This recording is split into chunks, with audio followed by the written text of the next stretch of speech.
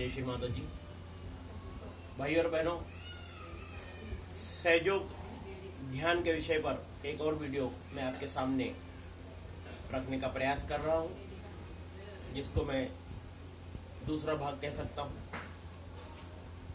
पहले मैंने आपको बताया था कि ये योग करना क्यों जरूरी है आज के इस युग में, और ये योग जिसे हम सहज योग कहते हैं, जो हम घर बैठकर कर सकते हैं, इसके विषय में आपको मैंने थोड़ी सी जानकारी दी थी, और भी आपको धीरे धीरे करके मैं ये जानकारी देने का प्रयास करूंगा। अक्सर ऐसा होता आया है कि जब योग की बात होती है तो सुनने वालों को ऐसा लगता है कि कोई साधु बाबा या कोई भगवाधारी आएगा और हमको योग के विषय में बताएगा, हमें प्रवचन सुनाएगा।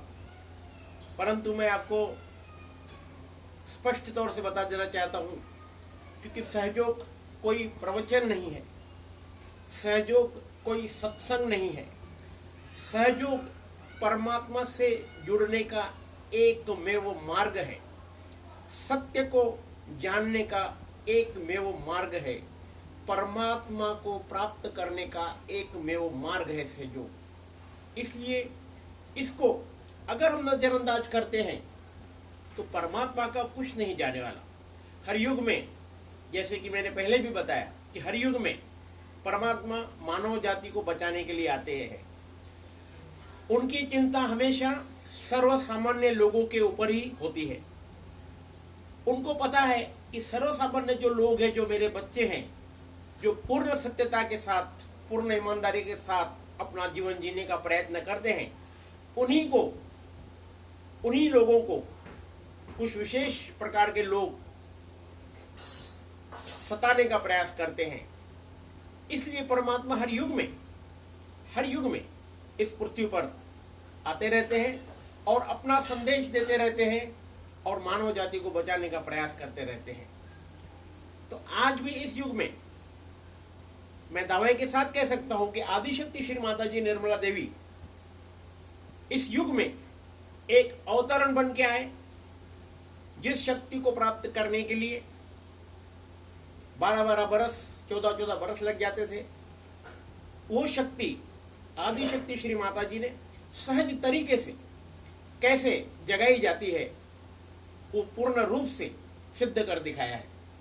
न सिर्फ भारत भर में बल्कि विश्व भर में बहुत सारे लोग इसका फायदा उठा रहे हैं। अभी जो शक्ति है, इसके विषय में कई बार प्रश्न उत्तर हो गए। महाराष्ट्र में संत रामदास स्वामी थे, उनके एक शिष्य थे, उन्होंने भी उनको ये पूछा था कि महाराज, ये कुंडलिनी शक्ति क्या है और ये जागरूक कैसे होती है और कितने समय में जागरूक होती है।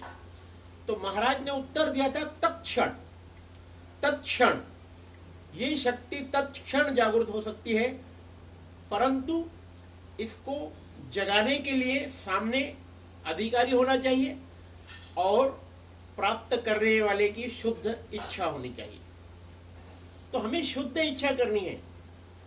अगर हमें ये शक्ति प्राप्त करनी है तो अपने अंदर शुद्ध इच्छा करनी है, और अधिकारी स्वरूप में आदिशक्ति श्री माता जी स्वयं साक्षात हमारे सामने है। आप देख लीजिएगा, ये आदिशक्ति श्री माता जी की प्रतिमा है। हर समय आदिशक्ति श्री माता जी का यही संदेश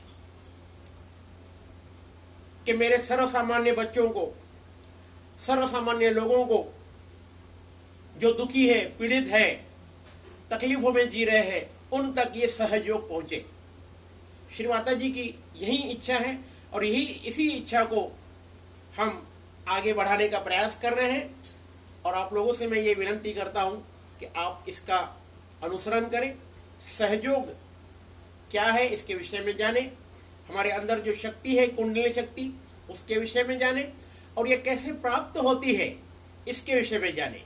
तो अगले जो वीडियो मैं आपके सामने लेके आऊंगा, वो वीडियो में आपको मैं बताऊंगा कि हम अपने अंदर की जो शक्ति है कैसे जागरूक करें, किस प्रकार से ये शक्ति जागरूक होती है। इसका वीडियो क्लिप भी मैं आपको भेजूंगा, परंतु मैं स्वयं भी आपको यहाँ पे बताने का प्रयास करूंगा। इसलिए अगले वीडियो का इंतजार करिए, जिसको मैं तीसरा भाग कह सकता हूँ। ये छोटी छोटी वीडियो इसलिए बनानी पड़ रही है क्योंकि नेट का इतना प्रॉब्लम हो रहा है कि हम बड़ी वीडियो बना के आपके सामने भेज नहीं पाएंगे। इसलिए आप लोगों से विनती है, आप इसका इंतजार करिए। अगले वीडियो में आपको मैं बताने का प्रयास करूंगा कि ये शक्ति हमारी जागरूक कैसे होती है। जय श्री माता जी।